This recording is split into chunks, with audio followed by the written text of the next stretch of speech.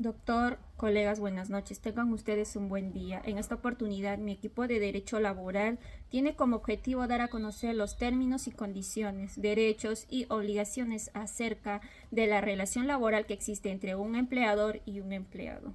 El trabajo debe de tener estas 5 características. Primero, tiene que ser un trabajo de ser humano. Ya, el trabajo lo tiene que realizar una persona. Segundo, debe de ser productivo, ya sea por conocimiento o por una producción bruta. Tercero, tiene que ser a cuenta ajena, trabajar para un tercero. Cuarto, tiene que ser libre, que la obligación contractual debe de ser voluntaria y libre. Y quinta característica del trabajo es que debería de ser subordinado. Es decir, el empleado debería de recibir órdenes de un tercero. Los elementos esenciales de un contrato son 3. La primera, que debería de ser una prestación personal, es decir, que lo tengo que realizar yo misma. El segundo elemento es subordinado, es decir, que yo tengo que recibir órdenes de una tercera persona. Y tercero, de que debe de ser remunerado, es decir, tengo que percibir un sueldo por el servicio que se está ofreciendo o el trabajo que se está realizando. Doy pase a mi siguiente compañero. Gracias. Bueno, continuando con la exposición, ahora vamos a dar a conocer la clasificación de contratos de trabajo. Tenemos contratos de trabajo a plazo indefinido, contratos a plazo fijo y contratos a tiempo parcial. En este caso nos vamos a enfocar en el contrato a plazo fijo. Entonces, tenemos 3 tipos de contratos sujetos a modalidad. El primer tipo, que es contratos de naturaleza temporal. Segundo tipo, contratos de naturaleza accidental. Y tercer tipo, contratos de obra o servicios. Bueno, iniciamos con el primer tipo, que es el contrato o los contratos de naturaleza temporal. Este contrato de naturaleza temporal tiene 3 subtipos, que es el contrato por inicio o incremento de actividad. Es aquel que es celebrado entre el empleador y un trabajador, ¿no? Originados por el inicio de una nueva actividad empresarial. El tiempo de duración máxima es de 3 años. Se entiende como una nueva actividad al inicio de una actividad productiva o al inicio de la actividad productiva. Asimismo, a la posterior instalación y apertura de nuevos establecimientos o mercados. También al inicio de nuevas actividades o incremento. Entonces, se puede realizar un contrato en los 3 supuestos: por inicio de actividades productivas, por la posterior instalación de apertura de nuevos establecimientos o mercados, por ejemplo, por la apertura de un local en otro departamento, ¿no? El cual implica el elemento de riesgo, porque no se sabe si es que va a ser rentable o no va a ser rentable, o si va a funcionar o no. Entonces, respecto a las nuevas actividades o incremento de las ya existentes, o de las que ya existen, por ejemplo, tenemos un ejemplo, en este caso es una empresa que se dedica a vender aguas saborizadas, ¿ya? Y quiere iniciar una nueva actividad de las que ya existen en su empresa. Entonces ahora se va a dedicar a la venta de productos de lácteos, y también esto implica un elemento de riesgo. Vamos con el segundo subtipo, que es el contrato por necesidad de mercado o por necesidades de mercado. Este es celebrado entre el empleador y un trabajador con el objeto de atender incrementos coyunturales originados por la demanda de mercado. Esta puede ser renovado sucesivamente hasta máximo por 5 años. Cuenta con los siguientes elementos: incremento coyuntural de la producción. El incremento viene a ser un factor externo originado por la variación de la demanda. Entonces, la demanda no fue por decisión, ¿no?, del empleador, porque la demanda se dio por causas externas a la empresa, o porque algo está pasando en la realidad, o por algo. Entonces, debe ser temporal o imprevisible, y no puede ser satisfecho por un personal permanente, ¿no? Por ejemplo, en el caso de las mascarillas o cubrebocas en el tiempo de la pandemia, de un momento a otro aumentó la demanda de mascarillas. Entonces, esto fue a causa de la pandemia, es porque algo está pasando en la realidad, ¿no? Entonces, el tercer subtipo, que vendría a ser el contrato por reconversión empresarial. En este contrato vamos a explicarlo con un ejemplo. A ver, un ejemplo de la fábrica de chocolates. La fábrica de chocolates de cacao necesita implementar nuevos métodos de producción. Entonces, necesita comprar nuevas maquinarias. Entonces, y esta máquina no es sencillo de utilizarlas. Para ello se deberá contratar un especialista, uno que tenga conocimientos en el manejo de la maquinaria. Esto también sirve para que, ¿no? Para que les puedan enseñar a los trabajadores y asimismo a los dueños. Entonces, en este caso se utiliza el contrato de reconversión empresarial. Su duración máxima es de 2 años. Vamos con el segundo tipo, que es contratos de naturaleza accidental, que también cuenta con subtipos, que es el contrato ocasional, el contrato de suplencia y contrato de emergencia. El contrato ocasional es para atender las necesidades transitorias distintas a la actividad habitual del centro de trabajo. Su duración es máxima de 6 meses al año. El contrato de suplencia, como su nombre lo dice, con este contrato se sustituye a una trabajadora estable. Y el contrato de emergencia, que tiene que haber una necesidad de contratar debido a un caso fortuito, una fuerza mayor, y el plazo de duración es el tiempo que dure la emergencia. Y el tercer y último tipo es el contrato de obra y servicio, que también cuenta con subtipos, que es el contrato para obra determinada o servicio específico. Son aquellos celebrados entre un empleador y un trabajador con el objeto previamente establecido y de duración determinada. Según el segundo subtipo, viene a ser el contrato intermitente. Entonces, este contrato es para cubrir las necesidades de las actividades de la empresa, que por su naturaleza son permanentes, pero discontinuas. Por ejemplo, en el caso de un DJ, ¿no? Entonces, cubre necesidades, pero no son continuas. El contrato de temporada. Este es un contrato para atender necesidades solo en determinadas épocas del año, como por ejemplo en el caso de Navidad, de Halloween, ¿no? En el caso de Navidad necesitan personal para que puedan vender panetones, juguetes. Entonces, en este caso se aplica este contrato de temporada. Bueno, eso sería todo de mi parte. Gracias. Mi nombre es Alexandra Payano.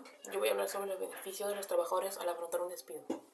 En el Perú, los trabajadores tienen una serie de beneficios al ser despedidos, los cuales están respaldados por las normas laborales.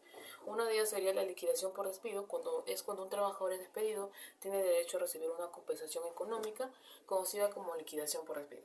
Esta compensación se calcula en función del tiempo de servicio y la remuneración del trabajador.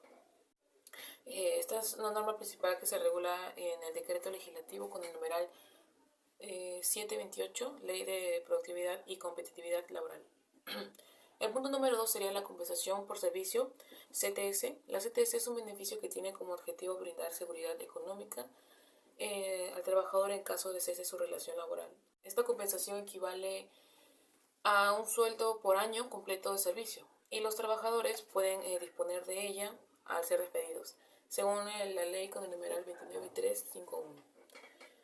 La tercera sería la indemnización por despido arbitrario. En caso de despido sea considerado como arbitrario, el trabajador tiene derecho a recibir una indemnización adicional. Esta indemnización es independiente de la liquidación por despido y tiene como objetivo compensar los daños y perjuicios sufridos por el trabajador. La norma que regula este beneficio es el decreto legislativo número 728. Y por último, el derecho a la defensa. Los trabajadores tienen derecho fundamental a la defensa en caso de despido injustificado. Esto implica que el empleador debe seguir un procedimiento adecuado y brindar al trabajador la oportunidad de presentar pruebas y argumentos en su defensa. Esto está respaldado también en el Código Procesal Civil y la jurisprudencia laboral establece las normas y procedimientos relacionados ante este derecho. En resumen, podemos decir que los trabajadores en el Perú cuentan con una serie de beneficios y derechos al ser despedidos, los cuales están respaldados también por las normas laborales específicas. Estos beneficios tienen como objetivo proteger los derechos de los trabajadores y garantizar también que los despidos sean justos y equitativos. Bien, yo les voy a hablar sobre las clases de suspensión, que son la suspensión perfecta y la suspensión imperfecta. ¿Qué es la suspensión perfecta? Pues la entendemos como aquellas situaciones donde las partes, por fuerza normativa o como un acuerdo entre ellas, se suspenden las obligaciones asumidas por parte del trabajador frente al cargo o servicio que desempeña, dependientemente para su empleador. Es decir, cesa temporalmente la obligación de prestar el servicio efectivamente por parte del trabajador, pero subsistiendo la obligación del empleador de seguir abonando la remuneración convenida a favor de su trabajador. Mientras que la suspensión imperfecta son todos aquellos supuestos expresamente establecidos en la norma taxativa que determinan la suspensión de la realización de los labores para los cuales ha sido contratado un determinado trabajador, cesando su obligación de prestar el servicio efectivamente sin que cese el pago remunerativo que ha convenido su empleador. Cada suspensión tiene sus supuestos. En la suspensión perfecta tenemos la incapacidad temporal comprobada, la licencia para desempeñar el cargo cívico, la sanción disciplinaria laboral, el ejercicio del derecho de huelga, la detención del trabajador, la inhabilitación administrativa, el permiso de licencia sin goce administrativo, el caso fortuito y la fuerza mayor, las faltas injustificadas del trabajador al centro de trabajo, el desarrollo de una labor intermitente por la cual es contratar al trabajador y la invalidez absoluta temporal. Mientras que en la suspensión imperfecta tenemos la incapacidad temporal, la maternidad, en sus particulares supuestos, el descanso vacacional, la licencia por paternidad, el permiso y licencia para desempeñar cargos sindicales, la licencia para trabajadores con familiares, accidentados o enfermos, también la licencia laboral por adopción de menores de edad por parte del trabajador, la licencia por cierre temporal del empleador debido a la comisión de una infracción tributaria, ¿no? ¿Y cómo es que se extingue esta relación laboral? Eso está regulado en el decreto número 397 que se llama la Ley de Productividad y Competitividad Laboral. Estos nos indican el fallecimiento del trabajador o del empleador, que nos dice en su artículo 17, el fallecimiento del empleador extingue la relación laboral si aquella persona es natural, sin perjuicio de que, por común acuerdo con los herederos, el trabajador convenga en permanecer por un breve lapso para efectos de la liquidación del negocio. El plazo convenido no podrá exceder un año, deberá constar por escrito y será presentado a la autoridad administrativa de trabajo para efectos de registro. También tenemos el vencimiento del contrato, la renuncia, que se extingue mediante el vínculo por decisión unilateral del trabajador, es un aviso previo de 30 días. También tenemos la jubilación, que es obligatoria y automática, puesto que el trabajador cuenta con un derecho a pensión, siempre que el empleador se obligue a cumplir con una diferencia de pensión entre la última y el 80% de la remuneración. Asimismo, tenemos también el mutuo disenso, que es un mutuo acuerdo que pone fin a la relación laboral, y la invalidez absoluta permanente, que extingue el pleno derecho y de manera automática a la relación laboral. Debe ser declarada por Salud, el Ministerio de Salud o la Junta de Médicos designada por el Colegio Médico del Perú. Esto a solicitud del empleador. Y por último tenemos el despido, que puede ser por causa justa, es decir, por causas vinculadas a la capacidad o conducta del trabajador, y también por despido arbitrario. En estos tenemos el contrato a plazo indeterminado o contrato a sujeto a modalidad. En cuanto a la jurisprudencia, tenemos el expediente número 03081 del 2018, en el cual se analizó la situación laboral de Jaime Manuel Salazar Rey, quien argumentaba que su despido fue incausado. El empleador justificó la conclusión del vínculo laboral por el vencimiento del plazo establecido en el último contrato de trabajo, sin desnaturalización de los contratos ni simulación. Además, se mencionó que la contratación temporal del personal en el banco se debía a un incremento objetivo en las actividades que no podían ser satisfechas por el personal actualmente contratada, por el cual el Tribunal Constitucional evaluó si el recurrente fue objeto de un despido incausado, considerando la protección contra el despido arbitrario establecido en la Constitución y la normativa laboral. Se destacó la importancia de analizar detalladamente cada caso, sus circunstancias para otorgar una respuesta adecuada.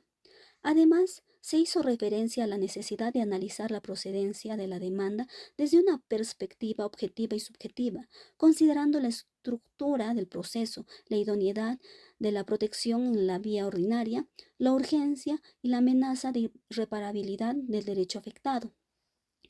En resumen, el análisis de este expediente se centró en determinar si el despido de Jaime Manuel Salazar Rey fue justificado por el vencimiento del plazo de contrato y si se respetaron sus derechos laborales, considerando tanto aspectos objetivos como subjetivos en la evaluación de la procedencia de la demanda de amparo.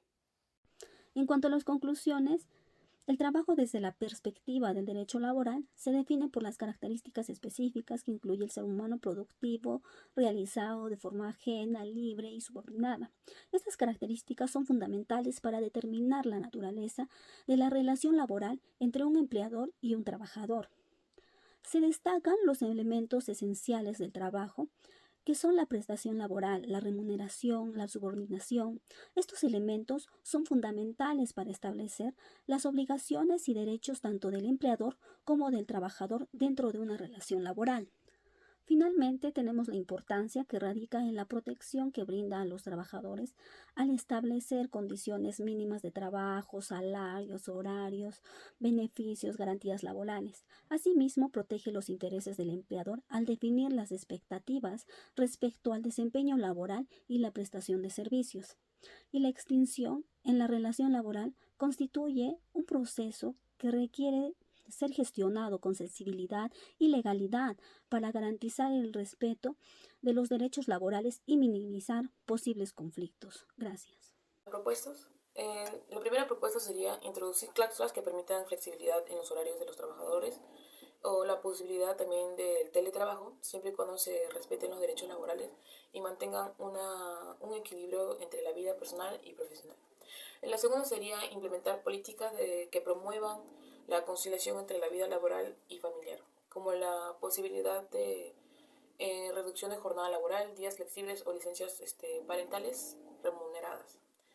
Y por último, es establecer cláusulas para garantizar la seguridad y protección de los trabajadores en el lugar de trabajo, así como protocolos claros para situaciones de emergencia, medidas de prevención de riesgos laborales. Gracias.